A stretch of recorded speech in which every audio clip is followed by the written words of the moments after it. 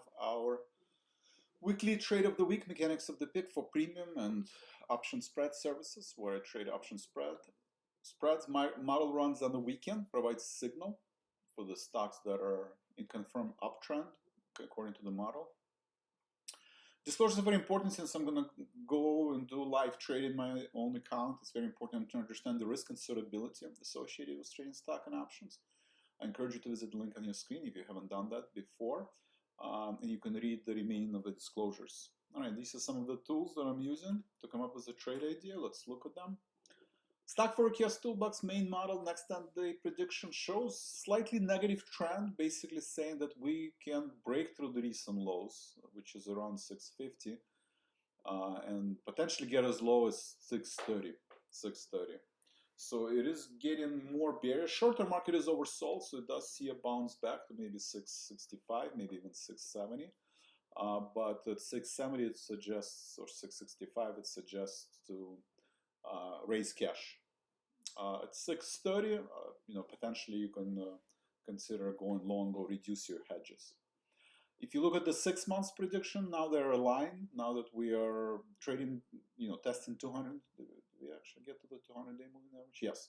So we broke through 200-day moving average, right? And trading below, actually closed below the November and October lows. So if Monday and Tuesday market is unable to get above 200-day moving average, I would say 670.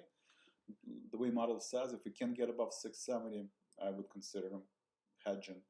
And a lot of this is going to depend on de-escalation. But market is not oversold yet.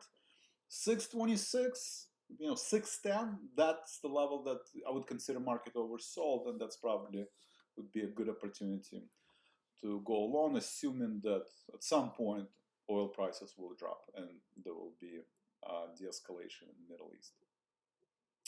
Spiders, again, main point, it broke through the 650 level. I would keep an eye on 10-year yield. It broke through the 430 level. $1 is near 100 level, so it's a pretty vulnerable setup. Above average volume, potentially, we could have a deeper pullback next couple weeks. I'm going into EQT, so oil, energy prices, those were the picks for the past few weeks. As long as there is escalation in the Middle East, gas, companies that have exposure to gas pipelines, oil, will be continued being uptrend model picked up EQT. I'm going into Friday, so very short aggressive trade with the assumption that there will not be a de-escalation this week.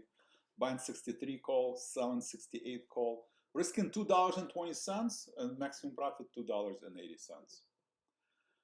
And finally, these trade ideas come from Active Trader. I encourage you to sign up for Active Trader if you haven't done that. And every day there are signals, bullish and bearish.